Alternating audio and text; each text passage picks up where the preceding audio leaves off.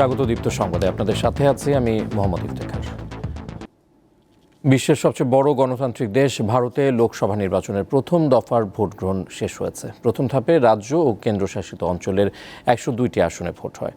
স্থানীয় সময় সকাল 7টায় শুরু হয়ে ভোট চলে সন্ধ্যা 6টা পর্যন্ত। দেশটির বিভিন্ন গণমাধ্যমের খবর অনুযায়ী প্রথম 8 ঘন্টায় ভোট পড়ে 49%।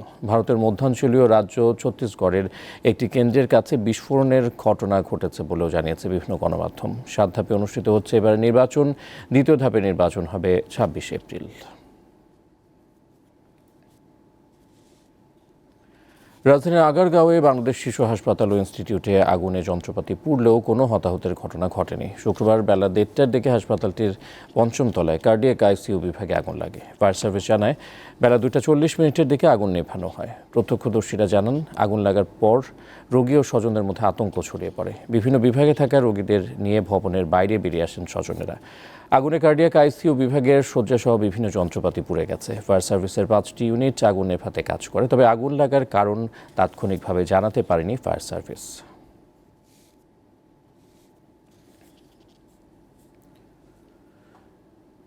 বিএনপির নেতাকর্মীদের বিরুদ্ধে চলমান মামলাগুলোর বিচার কাজ দ্রুত শেষ করা উচিত বলে মন্তব্য করেছেন প্রধানমন্ত্রী শেখ হাসিনা। অপরাধের কারণে মামলা হলেও তারা এই নিয়ে মায়া কান্না করছে বলে উল্লেখ করেন তিনি। সকালে গণভবনে এক অনুষ্ঠানে এসব কথা বলেন প্রধানমন্ত্রী। বাংলাদেশ কৃষক লীগের 52তম প্রতিষ্ঠাবার্ষিকী উপলক্ষে শুক্রবার সকালে গণভবনে শুভেচ্ছা বিনিময়ের আয়োজন করা হয়। অনুষ্ঠানের শুরুতে সহযোগী এই সংগঠনের কেন্দ্রীয় নেতারা আওয়ামী লীগের সভাপতি ও প্রধানমন্ত্রী শেখ হাসিনাকে আনুষ্ঠানিকভাবে শুভেচ্ছা জানান। পরে প্রধানমন্ত্রী তাঁর বক্তৃতায় বলেন, যুদ্ধবিধ্বস্ত দেশের দায়িত্ব নিয়ে জাতির পিতা বঙ্গবন্ধু শেখ মুজিবুর রহমান কৃষি খাতকে গুরুত্ব দিয়েছিলেন। বর্তমান সরকারও বঙ্গবন্ধুর দেখানো পথে কৃষিকে এগিয়ে নিচ্ছে। সেই অতিমারী ধাক্কা, আর এখন তো আবার প্যালেস্টাইনের উপরে যেভাবে গণহত্যা চলছে এবং একটা যুদ্ধের রণরঙ্কা বেজে উঠছে, এই অবস্থায় আমাদেরকে আমাদের উৎপাদন বাড়াতে হবে, আপৎকালীন সময় মজুদ রক্ষা করতে হবে, সাশ্রয়ী হতে হবে, প্রত্যেকেই সাশ্রয়ী যাতে হয় সেই আহ্বানটা আমি জানাচ্ছি। সরকার প্রধান বলেন, বিগত সরকারগুলো দেশের মানুষকে ডাল ভাত ও আলু খাওয়ানোর পরামর্শ দিয়েও সফল হতে পারেনি। আর আওয়ামী লীগ সরকার খাদ্য নিরাপত্তা নিশ্চিত করে পুষ্টিতে জোর দিচ্ছে। এখন মানুষ কিন্তু আর নুন ভাত ডাল ভাতের জন্য কাঁদে না। এখন মাছ খেতে চায়, মাংসের দাম বাড়লো কেন, ডিমের দাম বাড়লো কেন, মুরগির দাম বাড়লো কেন, এইটুকু এই পর্যায়ে এসছে। তো আমি মনে করি যে যারা নুন ভাত জোগাড় করতে পারতো না, বা তারা এখন মাছ, মাংস, ডিম, মুরগির কথা যে বলে, এটাও তো একটা উন্নয়ন, কত ধাপ মানুষ উপরে উঠে গেছে, সেটাই হলো বাস্তবতা। সেই জায়গাটা কিন্তু অনেকে বিশ্লেষণ করে না।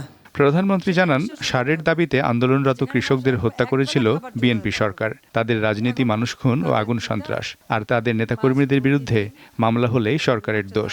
আজকে তাদের সব জায়গায় কান্নাকাটি কি আমাদের বিরুদ্ধে মামলা। তোদের জিজ্ঞেস করতে হয় যে মামলাগুলি কিসের মামলা, তবে এই মামলাগুলি আরও দ্রুত শেষ করে এগুলির শাস্তিগুলি আরও দিয়ে দেওয়া উচিত, তাহলে এই কান্নাকাটি কমতে পারবে। মিথ্যা কান্নাকাটি করবে, আচ্ছা সব জায়গায় বলা হচ্ছে এত লক্ষ লোক গ্রেপ্তার। আমাদের সারা দেশে যত জেলখানা আছে সেখানে যে ধারণ ক্ষমতা, তারা যত লক্ষ লোক গ্রেপ্তার বলতেছে, সেই লোক তো তাদের লোক যদি ভরা থাকে তাহলে কিন্তু অন্য কোনো অপরাধী আর নাই। তার মানে যত অপরাধী আছে জেলে, সব অপরাধী বিএনপির অপরাধী। শেখ হাসিনা বলেন, বিএনপির আমলে যত অত্যাচার তারা করেছে তার কোনো প্রতিশোধ নেয়নি আওয়ামী লীগ। তাঁর দলের সব শক্তি ও মেধা দেশের মানুষের কল্যাণে কাজে লাগানো হচ্ছে। আমাদের সব শক্তি মেধা লাগাচ্ছে দেশের মানুষের উন্নয়নে। মিজানুর রহমান, দীপ্ত সংবাদ, ঢাকা। মিয়ানমারের সংঘাত থেকে পালিয়ে টেকনাফ সীমান্ত দিয়ে বাংলাদেশে অনুপ্রবেশ করেছে আরও 13 বিজিবির সদস্য। বৃহস্পতিবার বাংলাদেশ কোস্টগার্ড টেকনাফ স্টেশনের কাছে তারা আত্মসমর্পণ করেন। শুক্রবার বিষয়টি নিশ্চিত করেন বর্ডার গার্ড বাংলাদেশ বিজিবির জনসংযোগ কর্মকর্তা শরীফুল ইসলাম।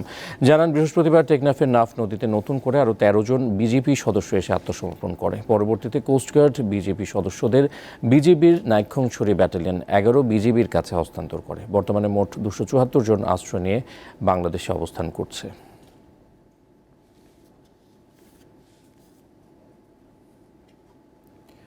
কড়া নিরাপত্তায় উৎসবমুখর পরিবেশে বাংলাদেশ চলচ্চিত্র শিল্পী সমিতির দ্বিবার্ষিক নির্বাচন অনুষ্ঠিত হয়েছে।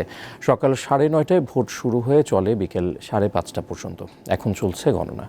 এবার নির্বাচনে মোট ভোটারের সংখ্যা 570 জন। 21 সদস্যের এই কমিটি নির্বাচনে 6 জন স্বতন্ত্র সহ 2টি প্যানেল থেকে 48 জন প্রতিদ্বন্দ্বিতা করছেন। প্যানেলের মধ্যে মিশা সওদাগর ও মনোয়ার হোসেন ডিপজল পরিষদের বিপরীতে লড়ছেন মাহমুদ কলি ও নিপুণ আক্তার পরিষদ। নির্বাচন ঘিরে সকাল থেকে নায়ক নায়িকা সহ শিল্পীদের উপস্থিতিতে এফডিসি প্রাঙ্গণ উৎসব মুখর হয়ে ওঠে।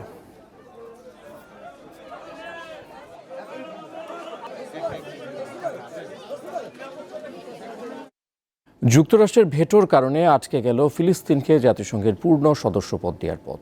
স্থানীয় সময় বৃহস্পতিবার এ ভোটাভুটি হয়। নিরাপত্তা পরিষদে আনা খসড়া প্রস্তাবটিতে ফিলিস্তিনকে জাতিসংঘের সদস্য হিসেবে অন্তর্ভুক্ত করতে 193 সদস্যের সাধারণ পরিষদের প্রতি সুপারিশ করা হয়, তবে এতে ভেটো প্রয়োগ করে ওয়াশিংটন। নিরাপত্তা পরিষদে 15 সদস্যের 12টি দেশ এ প্রস্তাবের পক্ষে ভোট দেয়। ভোটদানে বিরত ছিল যুক্তরাজ্য ও সুইজারল্যান্ড, আর ভেটো দেয় ইসরায়েলের ঘনিষ্ঠ মিত্র হিসেবে পরিচিত যুক্তরাষ্ট্র। ভেটো দেয় যুক্তরাষ্ট্রের নিন্দা জানিয়েছে রাশিয়া। 5 ম্যাচে টি-20 সিরিজ খেলতে 28 এপ্রিল বাংলাদেশে আসছে জিম্বাবুয়ে ক্রিকেট দল। মে মাসে চট্টগ্রামে 3টি ও ঢাকায় অনুষ্ঠিত হবে সিরিজের 2টি ম্যাচ। সিরিজকে সামনে রেখে রোববার ফিটনেস ক্যাম্প শুরু করবে বাংলাদেশ দল। বিশ্বকাপকে সামনে রেখেই দল ঘোষণা করবে নির্বাচকরা। টাইগার অলরাউন্ডার সাকিবকে নিয়ে দল ঘোষণা করা হবে। সবশেষ শ্রীলঙ্কার বিপক্ষে টি-20 সিরিজের দল থেকে অন্তত 2 ক্রিকেটার বাদ পড়তে যাচ্ছেন। ওপেনিংয়ে বিকল্প হিসেবে থাকতে পারেন তানজিদ হাসান তামিম, আর পেস বোলিংয়ে দলে থাকতে পারেন মুস্তাফিজ, শরীফুল ও তাসকিন।